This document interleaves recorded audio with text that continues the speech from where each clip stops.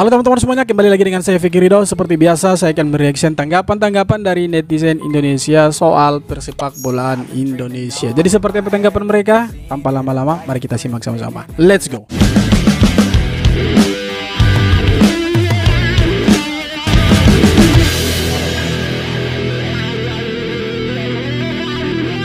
PSSI melalui Pak Erick Thohir bertemu dengan perwakilan dari KNVB, Sekjen Federasi Sepak Bola Belanda, dan merencanakan beberapa rencana kerjasama PSSI dan juga KNVB, diantaranya mau mengembangkan grassroots.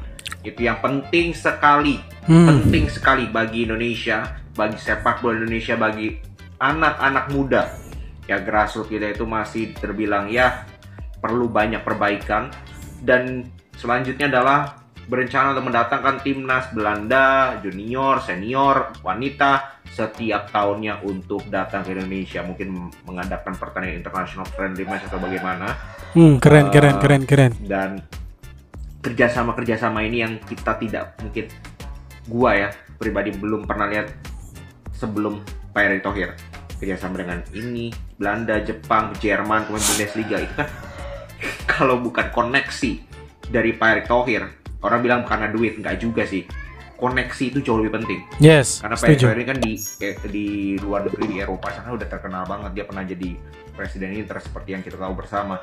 Itu koneksinya itu udah kemana-mana. Jadi dia ke FIFA juga enak, ke klub-klub di luar negeri enak, ke federasi lain juga enak. Jadi ya inilah benefit kita punya ketua PSSI yang koneksinya itu luar biasa. Jadi untuk kerjasama ini, pihak-pihak lain tuh udah trust dengan Pak Erick Thohir. Memang PSSI di bawahnya Pak Erick Thohir ini ada progres begitu, dimana ketika Pak Erick Thohir menunjuk Coach Sintayong sebagai pelatih kepala timnas senior itu, ya menurut saya salah satu pilihan yang tepat. Kemudian ada beberapa program lagi seperti mendatangkan pemain keturunan yang bermain di luar negeri untuk membela timnas Indonesia. Dan sekarang ada lagi kerjasama antara Indonesia dengan KNVB, yang Federasi Sepak Bola Belanda, untuk mendatangkan tim senior mereka, junior, tim sepak bola wanita mereka untuk bermain sparring lah dengan Indonesia. Menurut saya itu salah satu rencana kerja yang luar biasa dan patut kita apresiasi dan patut kita dukung untuk kemajuan tim nasional kita, teman-teman.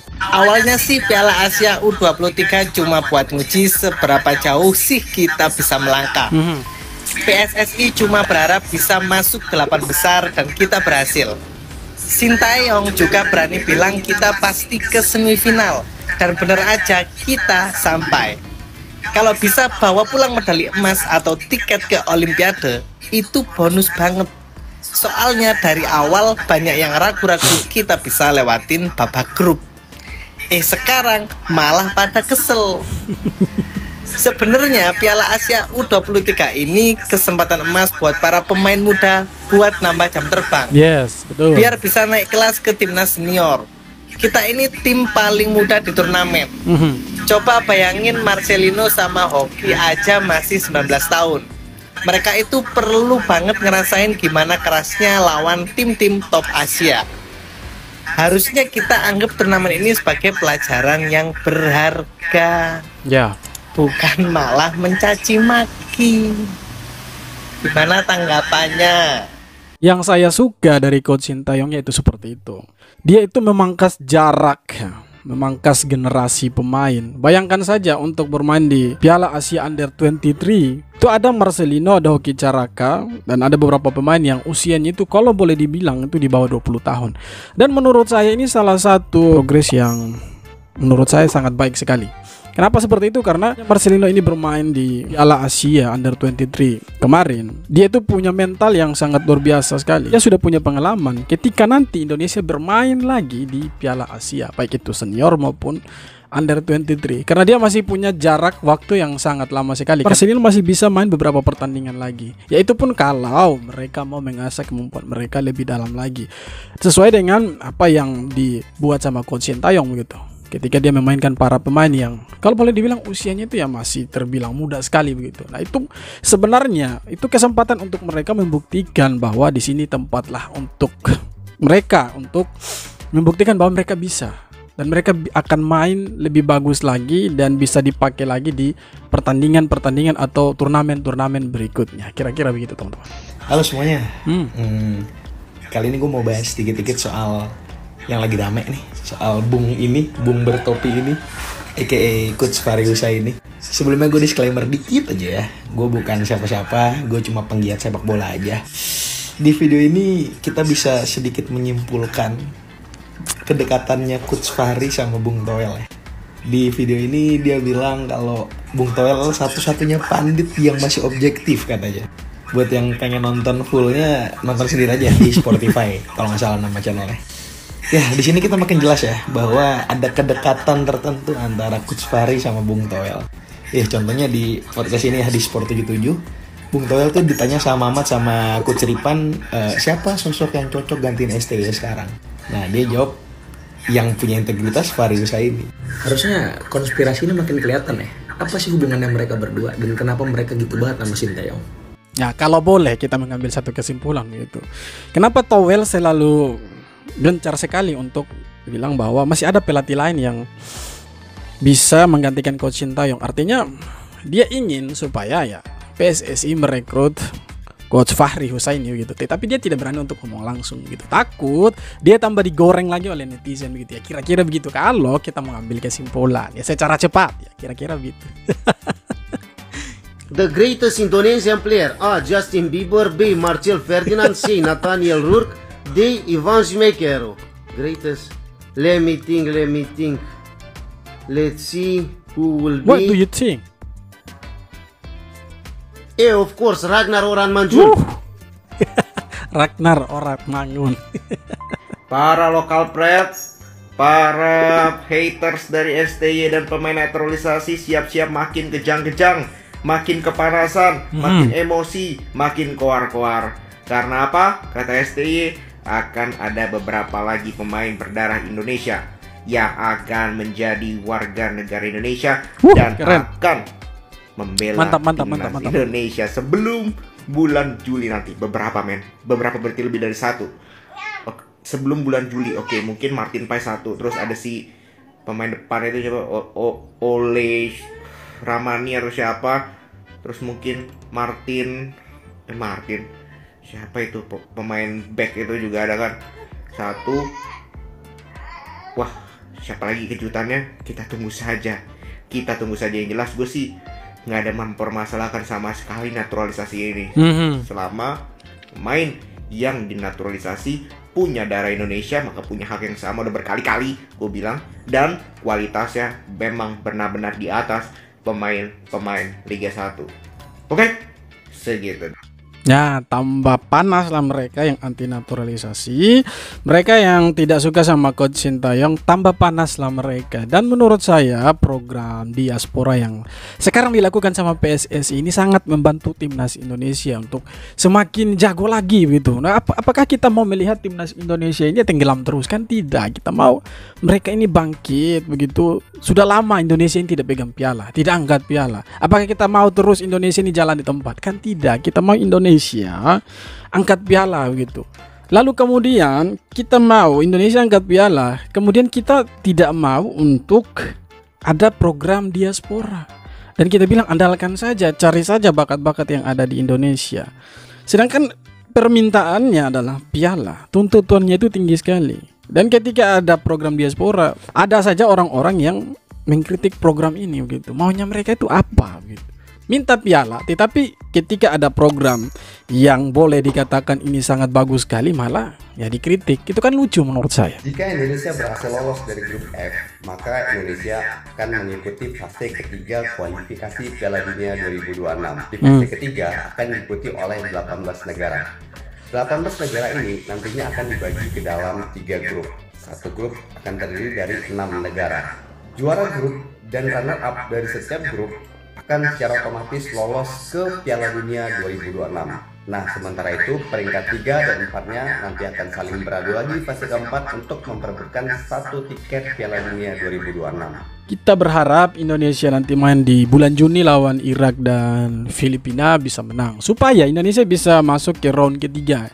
Karena kalau Indonesia masuk round ketiga, Indonesia akan bertemu dengan negara-negara yang cukup kuat. Nah, kalau Indonesia berhasil mengalahkan negara-negara yang boleh dikatakan cukup kuat ini di round ketiga, Indonesia punya peluang untuk main di Piala Dunia 2026. Dan apakah kita bangga? Tentu kita sangat bangga. Kalau ada perwakilan dari ASEAN, apalagi itu negara kita Indonesia Merah Putih main di Piala Dunia, wow, itu luar biasa sekali. Problem dari kita bukan beruntung aja timnas. Problem kita itu di basicnya, di grassrootsnya, di bagaimana meningkatkan kualitas kompetisi. Bukan siapa pelatih timnas, nggak penting buat saya. Coach Fahri jauh lebih baik menurut saya daripada Sintayong. Begini. Setiap pelatih itu ya pasti ada kelebihannya, ada kekurangannya. Kita sepakat dulu soal itu. Setiap pelatih ada kelebihan, ada kekurangan, dan punya karakteristik masing-masing. Kita harus sepakat soal itu. Tetapi kembali lagi, ketika Pak Erick Thohir itu mencari pelatih, bukan berarti di Indonesia ini tidak ada pelatih yang bagus. Banyak yang punya lisensi tingkat nasional, itu banyak gitu, yang bisa menangani timnas Indonesia ini banyak sekali begitu. Salah satunya menurut saya yang paling bagus itu ya Coach Indra Safri.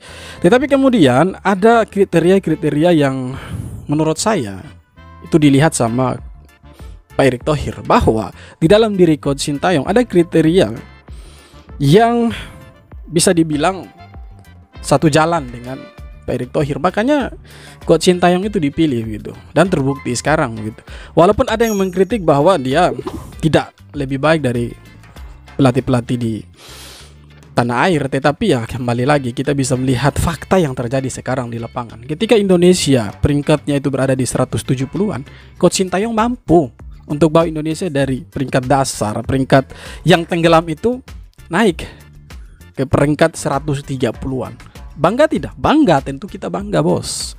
Yang tidak bangga mereka yang pengagum piala gitu. Ini adalah contoh mental pemain asli Liga 1 yang menurut gue mentalnya luar biasa, yaitu Hernando. Hernando ini kan posisinya terancam dengan datangnya Martin Paes. Tapi dilaporkan atau dikatakan oleh Pak Arya, Hernando ini justru menantikan kapan Martin Paes ini akan bergabung. Pada saat ditanya, kamu nggak takut tersaingi? Dia jawab, malah enggak, saya malah mau belajar dari dia. Luar biasa. Nah, itu yang keren. Yang luar biasa dari Mantap Hernando. Itu. Ya memang kalau kita berbicara kualitas, Martin Paes memang berada di atas Hernando secara pengalaman pun demikian. Jadi wajar Hernando excited, dan gua rasa dua kiper ini punya kelebihan dan kekurangan masing-masing. Punya kelebihannya masing-masing. Kan Hernando juga masih bisa main di U23 kan. Nggak tahu umurnya berapa. Masih bisa main di U23. Jadi serap ilmu dari Martin Paes bisa dialokasikan dengan baik, mungkin di klubnya juga, mungkin Hernando juga bisa abroad, kenapa enggak? Ya itu kan mindset seperti ini yang diperlukan oleh pemain-pemain Liga 1 kita. Supaya apa? Jangan pemain naturalisasi datang, keluar bilang, kita ini kehilangan mimpi. Justru lo harus belajar dari pemain-pemain keturunan yang ada di luar yang bermain di Eropa atau bermain di liga-liga yang kompetitif. Supaya apa? Upgrade skill lo, mental lo upgrade, oke? Jadi ini menurutku mental yang sangat dipuji. Hernando ini menurutku salah satu pemain yang mau belajar terus, dan which is really good. Oke, salut pada Hernando. Secara tidak langsung statement dari Hernando ini yang menampar Bung Towel. Karena Bung Towel ketika di satu stasiun TV dia bilang, dengan kedatangan Martin Paes, apakah tidak kasihan ketika Martin Paes itu datang, Hernando Ari itu tersingkir. Nah, di sini Hernando Ari bilang, ya justru saya menerima kedatangannya dia, mau belajar begitu. Secara tidak langsung ini menampar Bung Towel.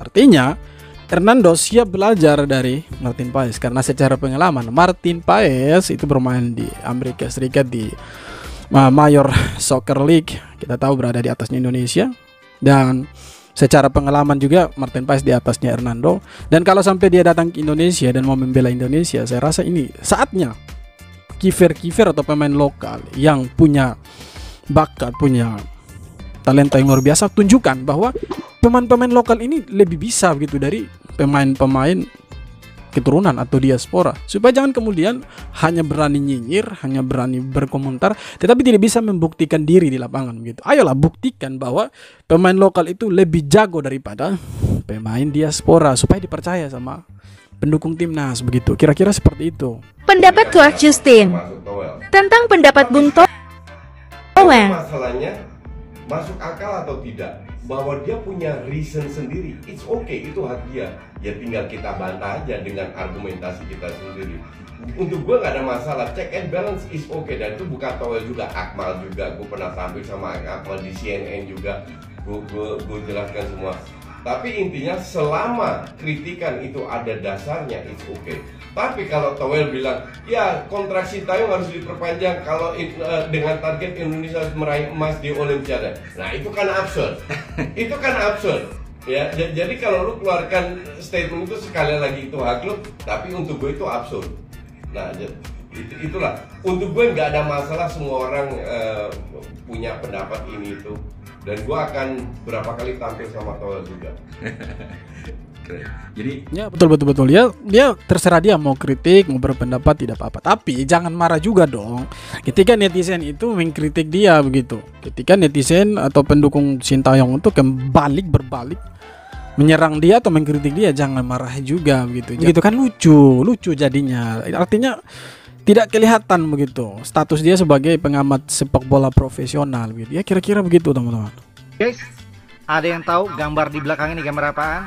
Ya, gambar di belakang ini adalah koreo ketika pertandingan Indonesia melawan Vietnam kemarin. Banyak banget yang nyinyir bahwa koreonya kayak bendera Belanda, merah, putih, biru. Sentimen jadi, sekali begitu. Akun Garuda Revolution telah confirm bahwa gambar aslinya tuh kayak gini. Gambar bendera merah putih di atas langit. Oh, keren. Awan-awannya guys maksudnya. Jadi teman-teman dari Ultras Garuda dan La Grande pengen bendera merah putih atau tim Garuda terbang ke angkasa dan semakin tinggi. Yes. Prestasinya mantap. tinggi. Jadi udah confirm bahwa keterangan koreo kemarin itu merah putih biru sebagai bendera Belanda itu sama sekali nggak benar. Tolong share video ini ke teman-teman kalian supaya yang udah kemakan hoax nggak ngebagiin lagi ke yang lainnya guys. Gimana komentarnya? Sikat. Itu pentingnya literasi gitu. Jangan sampai kita kurang literasi, supaya ketika kita melihat ada satu postingan, tweetan untuk gambar-gambar seperti ini, jangan sampai kita termakan dengan berita-berita hoax teman-teman. Ya, itu pentingnya literasi. Oke teman-teman, jadi itu dia beberapa video tanggapan dari netizen soal persepak bolaan Indonesia, dan menurut saya persepak bolaan Indonesia sudah sangat maju. Dan bagaimana tanggapan kalian? Silahkan tulis di kolom komentar, dan tentunya saya terus mengajak teman-teman semua, kalian semua para pendukung timnas Indonesia, untuk kita terus mendukung timnas untuk semakin maju lagi, karena di bulan Juni bulan depan timnas akan main melawan Filipina dan Irak. Tentunya kita berharap di dua pertandingan ini Indonesia sanggup mengalahkan Irak dan juga Filipina, supaya kita ada kans untuk masuk ke putaran ketiga. Dan sebenarnya Indonesia hanya butuh satu kemenangan sih sebenarnya, tapi ya kalau Indonesia berhasil menyapu bersih dua pertandingan dengan kemenangan, ya itu sangat luar biasa sekali. Oke teman-teman, sekian video kali ini. Jangan lupa untuk like, komen, dan subscribe, dan jangan lupa juga untuk nyalakan lonceng notifikasinya. Kita jumpa lagi di video-video berikutnya. Hormat.